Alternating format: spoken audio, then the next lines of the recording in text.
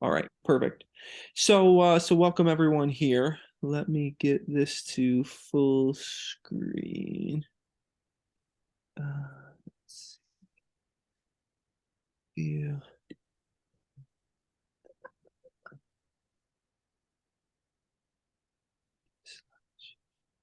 So when we get okay, perfect.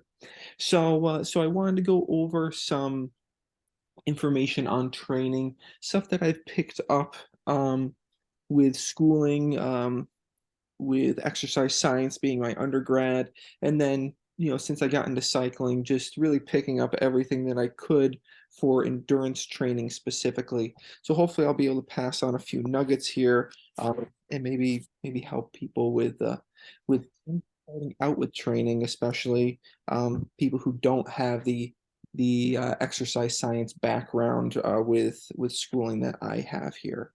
Um, so we'll get right into it here. So in order for us to get faster, we need to do a workout.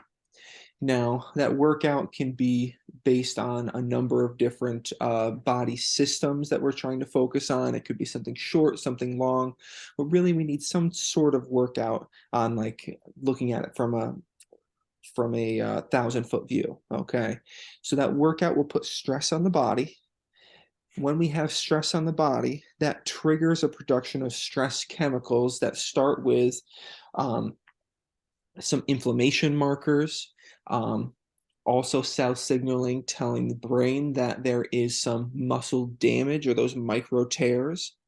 And so once we have those sort of cell signals and a little bit of inflammation, which is normal, you add on a rest period for the body to recuperate and to get stronger, as well as things like nutrition and pacing in general with your efforts.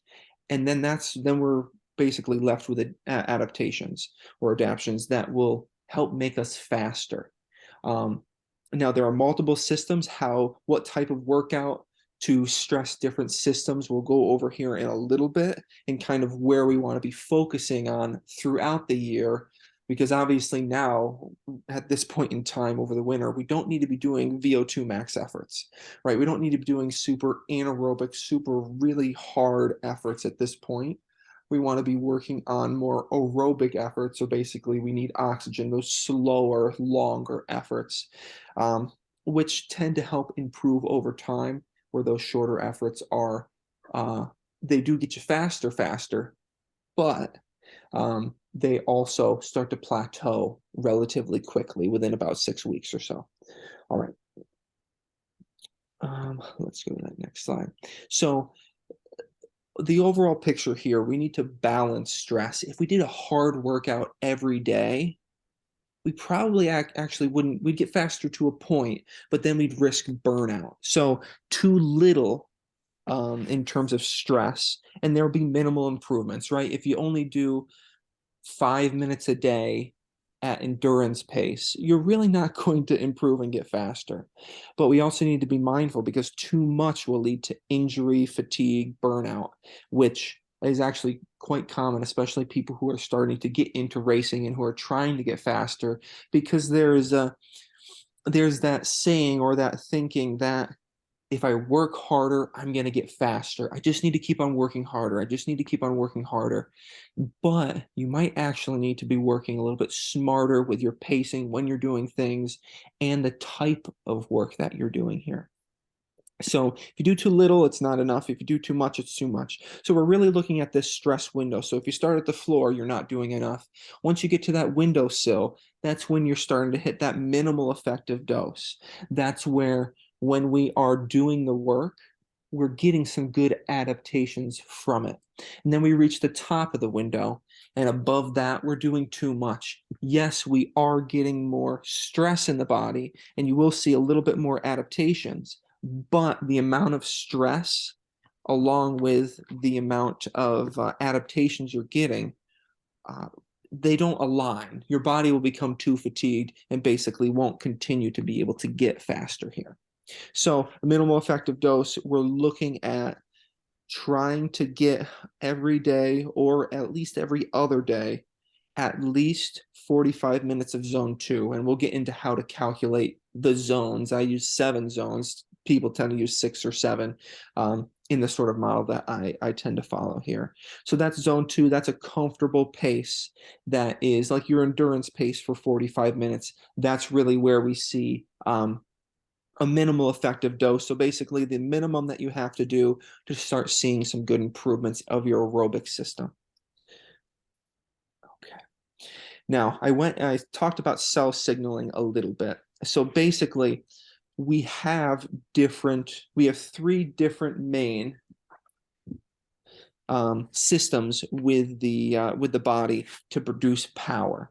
Now, if we start off the really fast, the sprinting stuff, that's your neuromuscular. That's basically the ability to contract more muscles at the same time, or to contract them with better timing, so you're not contracting them when you're trying to pull down and pull up your quadriceps, because you actually want the knee to bend up when you're trying to pull up a little bit. So you have the neuromuscular side of it, basically your brain telling your muscles to fire, when to fire, how much to fire.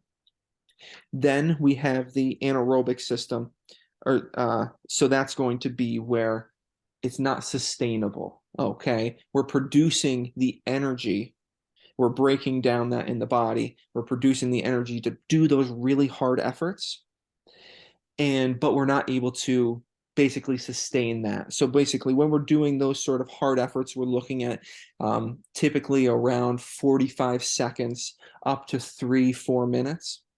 That's where we get lactate shuttling more involved. So I'm sure a lot of you have heard of like lactic acid, which is a byproduct of those really hard efforts. Well, part of that is true. You do get lactate, which is actually a byproduct of anaerobic metabolism, or the breakdown of your food into energy that is not using oxygen. So those hard efforts. And then basically, if that accumulates, it accumulates with a hydrogen ion, which makes that tissue and the blood acidic. So that's where we get lactic acid. It's actually a big misconception. So you're not actually having lactic acid in your body. You're having lactate and then the hydrogen ions, which makes the blood more acidic. And so lactate is actually a fuel source, which a lot of people don't really know. So you can use that, but only at a certain rate, and your body has to try to use that up in order for you to basically continue at that sort of rate. And at a certain point, you're not able to, so you're going a little bit too hard. Your aerobic system, so basically your ability to use oxygen to produce energy, that's the system that helps with using some of the lactate, as well as your other, like your complex carbohydrates or simple carbohydrates, with oxygen to produce energy. As any endurance athlete, anyone who's doing a minute plus effort, we need to be focusing mainly on the aerobic system. Now, the aerobic system is comprised of, some of you might remember maybe from your middle school or high school science classes, mitochondria, or the powerhouse of the cells. When we work aerobically, we're using those mitochondria around those and in those muscle cells to break down the food, those simple and complex carbohydrates, in order to produce energy. And we're very efficient at that aerobically. We're not very efficient neuromuscularly or anaerobically. So we really want to focus on the aerobic power, because those are going to be, when we focus on that over the long run, that's where we see, improving your FTP, improving the wattage you can put out for long periods of time, for long periods of time. So by doing those aerobic workouts where we're not punching up climbs, or we're not doing a ton of really long sprints, it signals to the body to say, we need to improve the efficiency, our ability to use mitochondria, improve their density, so the amount of them, and then also improve how efficient they are. And that happens over time. Now, like I said, we need rest in order to get better. So sleep and activity is really important, especially sleep. So we typically recommend, generally in physical therapy practice, somewhere between 7 and 9 hours of sleep especially for athletes. We want to try to get the higher end of that, which can be challenging, but consistency is key to get the best quality. So picking that sleep wake time will be a great place to start, and we can absolutely go more into that in the future here. Now, you can also see I say, so rest and nutrition is important for the body to super compensate and improve. So we also need to have nutrition involved as well. We need to have, like you see, the muscle building blocks. We need proteins that we eat in order to break down into amino acids, which can then be combined together to create the new muscle, the stronger muscle in our body. If we aren't eating enough protein, then we're not going to get stronger muscles as easily. And then, like I said, aerobically, we need to have a good amount of blood that can carry the oxygen to the mitochondria, which is going to be producing that aerobic, um, the aerobic energy stores for us. So with that, we want to take a look at folic acid, iron, and vitamin B12 because those are the building blocks of blood. Making sure that we're not low in any of those. So making sure that we're eating leafy greens, sometimes taking a multivitamin that has all of those in it. That's what I do, just to make sure that I'm getting enough of those. Because if we don't have very much blood, or blood volume, the amount of blood that we have, we're not going to be able to carry around as much oxygen, which makes it harder to get that oxygen to the working muscle. Okay. So, like I said before, different stresses results in different cell signaling. So with rest and nutrition, it'll lead to specific improvements. So most efforts require some amount of aerobic energy system use. So think aerobic is breathing. Okay, we're using the oxygen to break the molecules of the carbohydrate in the mitochondria in order to create that ATP, that energy that we can use to actually pedal our bike faster.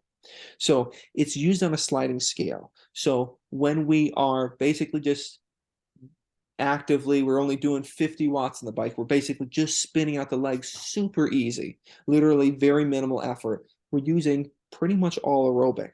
Now, the faster or the more power that we put into the pedals, you'll be increasing the utilization or the amount of the aerobic system that we're using. And then once you get to that certain point where it's not sustainable, that's where that anaerobic system comes in, where we're trying to shuttle the byproducts, that lactate out of the muscle, or to reuse it aerobically. So we have three main systems. We'll start from the bottom. The oxidative system is that aerobic system. Okay, it requires oxygen in order to produce the energy. Then if we start getting a little bit faster, so we're thinking efforts of around 15 seconds to 3 minutes, that's the glycolytic system or the anaerobic system. And then you go even faster, and we use a specific pathway called the creatine phosphate pathway. That's why I'm sure a lot of you have heard of creatine before, that basically will be used in order to for that. It's stored in the muscles, and creatine is actually the fuel source for those really fast jumping efforts. So things like weightlifting, that's why a lot of weightlifters use the creatine powder, because it's not used, there's no oxygen used for it, and it's stored in the muscle. If we have more stored in the muscle, we'll be able to sprint a little bit more. We'll be able to sprint harder and get those harder workouts in. But really, it's just for efforts that are 1 to 15 seconds. So very short stuff. And with like things in the gym where we're doing, sets of 8. Okay, looking at those short but really muscular efforts.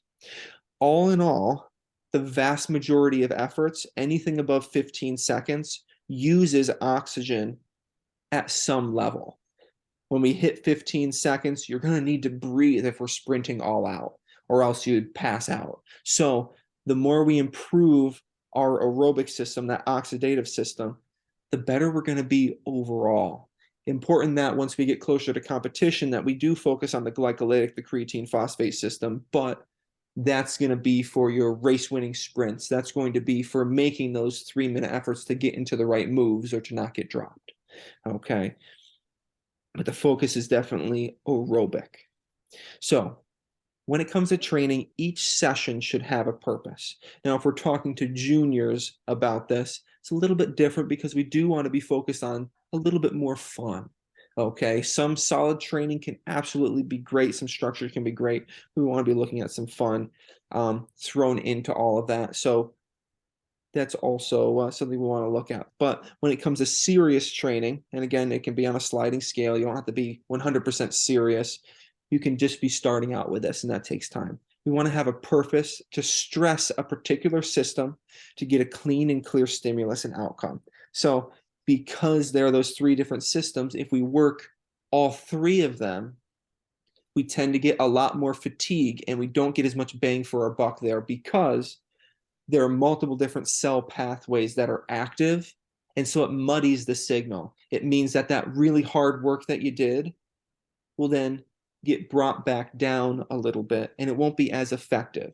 So less potent signaling, muddy water, it's not very good for outcomes. It's less beneficial over time.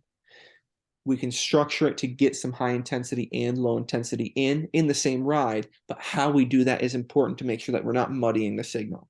So some energy systems can be stressed in one ride. We want to focus typically on one, but we can focus on multiple, and I'll go over that in a little bit. So we want to make sure that we are time efficient, and also we want to make sure that we're not accumulating an excessive amount of fatigue and stress by doing too much high intensity workouts. We want the ones that we do to be really good quality, working really hard, but that should be for only a few workouts in the week. Okay. Now, when it comes to zones, these are the zones that I like to use for power. Heart rate is very close to these, but power I like to work on because it's very absolute. So when it comes to active recovery, that's going to be literally spinning the legs. If you're doing a recovery ride, you should probably be around 100 watts or less. You should feel better after that ride than when you started it. The legs should feel a little bit more loose, less achy, less sore. Endurance is that zone 2, and that's especially with GCN. I've been looking at some of their videos. That's a really hot topic at this point in time. So zone 2, that's going to be your endurance work. That's where the vast majority of the work should be in. So what it does, again, remembering back to that, to the therapeutic window, that where you can think of that window sill. So the bottom of the window is the bottom of zone 2. We're going to be accumulating some stress there, but it's very time efficient. It's like a minimal effective dose. It's the minimum amount you need in order to get better. So we want to do a good amount of time at that level, 55 to 75% of your FTP, in order to accrue time aerobically. Now, if we're working at around mid to the high end of that zone 2, that's where we have the best our best oxidative performance of our oxidative system. So that's where we are using we're using aerobically our best, or how do I put this? We're using it not maximally there, but the most efficiently there. If we go above that, we start to accrue a lot more stress for only minimal improvements. So something to keep in mind there. I tend to try to avoid zone 3. Sometimes it happens, and that's where a lot of group rides are. So at that zone, people tend to feel like they're working pretty hard to where they feel like they're getting a good workout. However, you're accumulating a lot of stress and you're not getting a lot of those, you're not getting a lot more benefit for that, a lot more stress. Okay. Zone 4, that's that threshold power, roughly a little bit below, a little bit above. So typically in the winter, that's what we want to be focusing on more because we use a lot of our aerobic system and less of that anaerobic system there. I'm sure a lot of you have heard of VO2 max. That's around 105 to 100, closer to 120% of your FTP. That's going to be closer to those events that we want to start stressing that system a little bit more. And then you have your anaerobic system, zone 6. So that is above VO2 max. So those are going to be, again, your efforts that are 3 minutes or less typically. And then I put in zone 7 because I like to sprint, and that I just put in arbitrarily as 1,000 watts plus because I'm able to get above that. And I know if I'm working at that level, I'm using my neuromuscular system. So it's a little bit arbitrary, but something that I like to kind of look at later to see how much sprinting am I doing in the workouts and how much time is accrued there. Now, how do we arrive at these zones? Well, I typically use 4 tests. You can do this, some of it with power, or you can do all of them with power, some of them with heart rate. But when you get a power meter, it really opens things up. Not something that you necessarily need, but it does make things a little bit easier moving forward. So if you do have a power meter, then this will be really beneficial for you. So we do 5-second test. Then we do a 5-minute test. So we take rest in between these. We want to feel really recovered in between. Sometimes we take a good number of minutes in between each one of these. So then we do the sprinting. So then we get our best 5-second sprint in there. Typically try to shoot for 6 or 7 seconds because it will kind of drop off a little bit. Then we do a 5-minute effort to see aerobically what's our best aerobic or what's the peak of our current aerobic fitness at that point in terms of our aerobic capacity, the absolute max we're able to run at. Then we rest for a while, and then we do a 20-minute test. Now you will have some aerobic or anaerobic contributions with the 5-minute effort. That's one of the reasons why we do it before the 20-minute test, because when we're doing the 20-minute test, in order to extrapolate out or basically see what our hour power or our FTP would be, we need to get rid of some of those anaerobic, so some of those fast twitch contributions. And so we do the 5-minute, which wipes that out a little bit. It takes longer to recuperate, and then a number, maybe 5-10 minutes later, we try to jump right into that 20-minute test. 20-minute test, when you're doing this, you want it to be at what you think you can sustain just about for that 20 minutes. If we are surging and then slowing down and surging and slowing down, that's really not going to give us a very good idea using this formula, the 95% of your 20-minute power, to get that FTP number, which we base all of our zones from. So keep that in mind. There is a road here. I believe it's 247. It heads up to Music Lake from the Jessup Industrial Park. There are some stoplights. That's what I tend to use for my 20-minute power calculation. Something to look into, and I can definitely talk with you more about. But that's typically where I start off of there in order to get in that 20-minute effort. Sometimes I need to slow down a little bit for a stoplight or whatnot, but it's relatively consistent, which is important. Then after all of that, I do a 1-minute test, and that is going to be just 1 minute all out after probably 15 or so minutes after that 20-minute test, just to see what I have left anaerobically. Tends to be really tough the first or second time you do it. It's always tough, but it tends to become a little bit more manageable. Once you have that 20-minute power, you multiply it by 95%. That gives you what your FTP number is.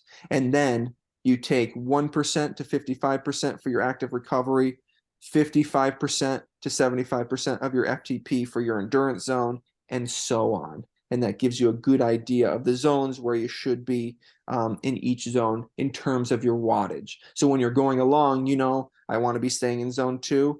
55%, let's say, is I think right now for me is around 170, 180, and then 75% is going to be closer to around 230. Okay, just to give kind of an idea. And so then we want to try to stay in that zone when we're doing a zone 2 focused ride.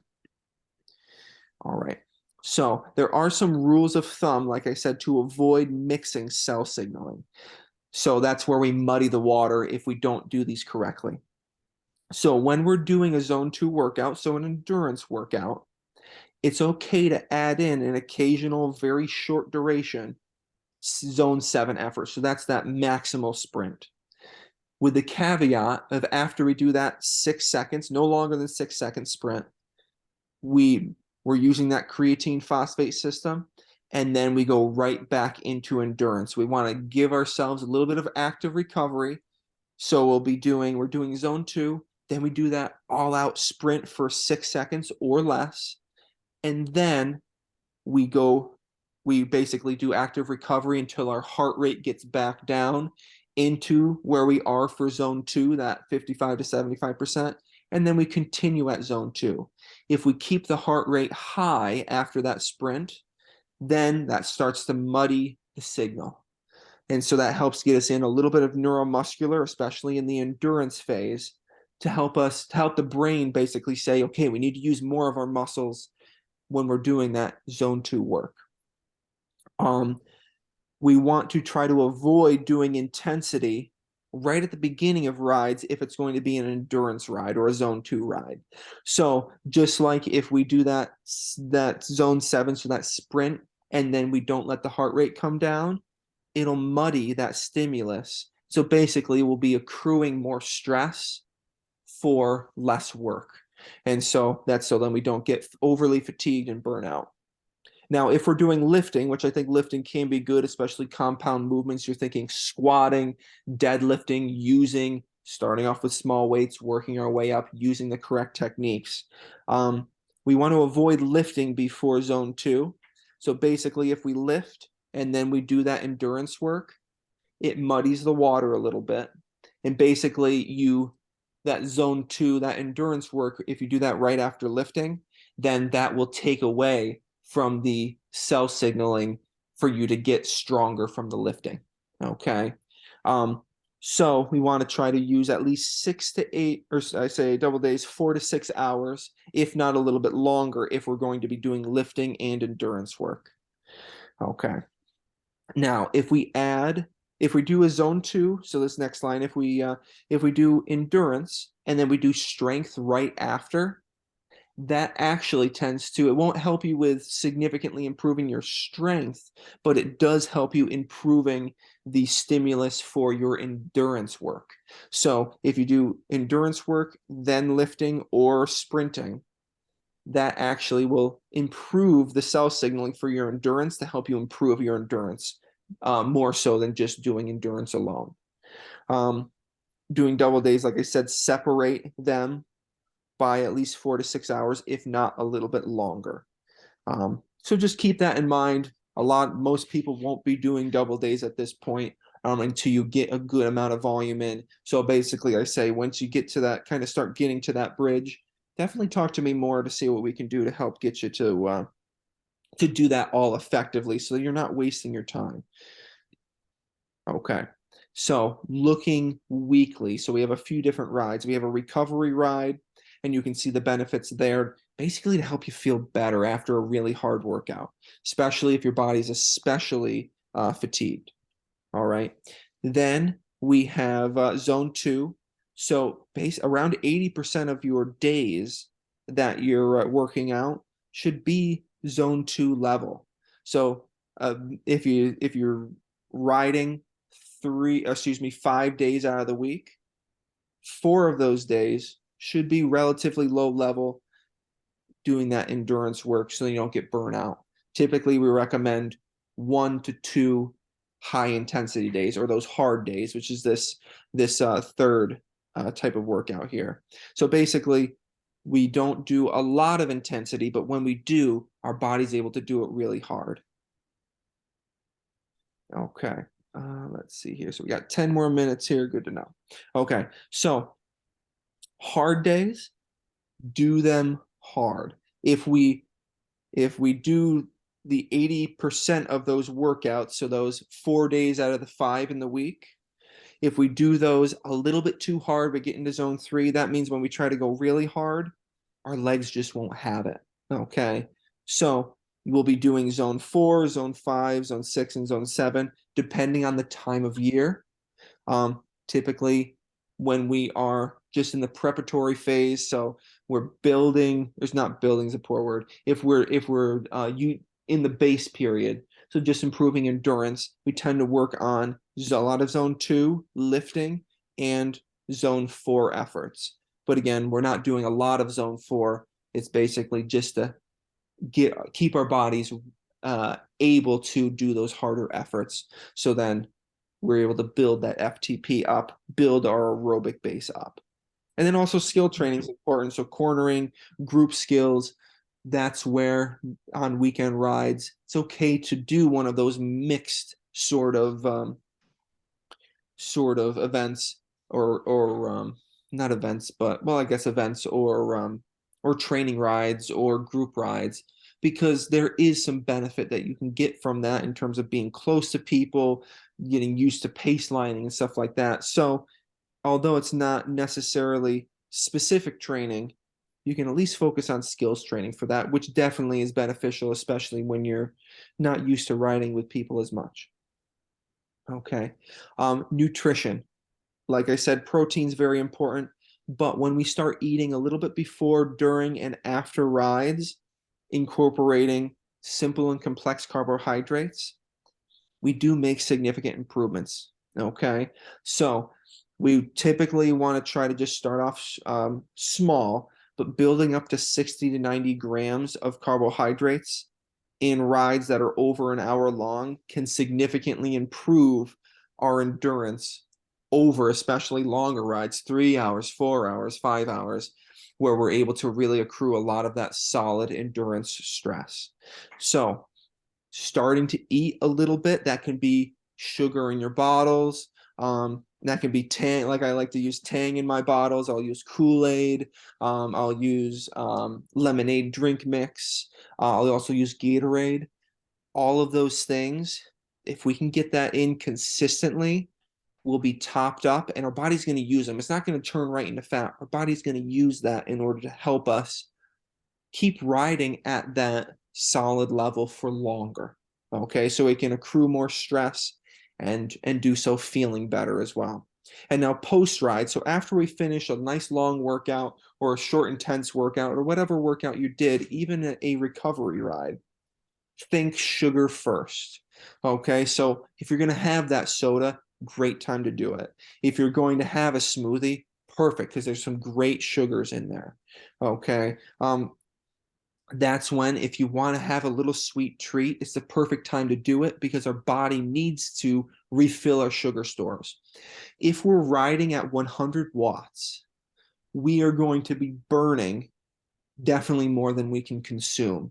Now, if you're starting to do endurance rides or even more higher intensity rides, like I said, my endurance rides are like 170 to 230 watts. If I'm at 200 watts, there's absolutely no way I'm going to be able to eat 180 grams or more of sugar to maintain, like my stomach would just get sick. So keeping that in mind, start off with the sugar and also add some protein in there as well. So I'll typically do sometimes a soda after, drink water, rehydrate, and then have a meal. Sometimes I'll do a smoothie with some protein in it. So I'm getting the sugar and the protein to refill those glycogen stores. So then the next ride that you do, you're topped off. You're not already at a deficit, because we do need that sugar in order to continue to ride and improve. If not, then our training will be hampered. We won't be able to go as hard, especially as frequently. Okay. So I said before, 80%, 20%, that has to do with the amount of rides that you're doing. So again, if you have 2 rest days, then don't count those. Your the days that are on the bike, those are what's important. So 80% of those days on the bike, so again, 5 days a week to make the math easy, 4 of those should be zone 2, and then one of those should be that 20%, that higher intensity. Now, you can do a little bit more, a little bit less. It doesn't have to be perfect, but that's a great place to start. I typically, when I'm building a week, especially on the over the winter, I tend to focus on the weather a bit. So if there's a nice day, then I'm going to try to probably use that either for a high intensity day, or I'm going to try to go long that day for a zone 2. So take that into consideration. Also, taking into consideration, what'd you do for your last workout? Was that where we were? Was I doing intensity? So I need to take it easier because my legs are just too tired, or did I do a super long ride?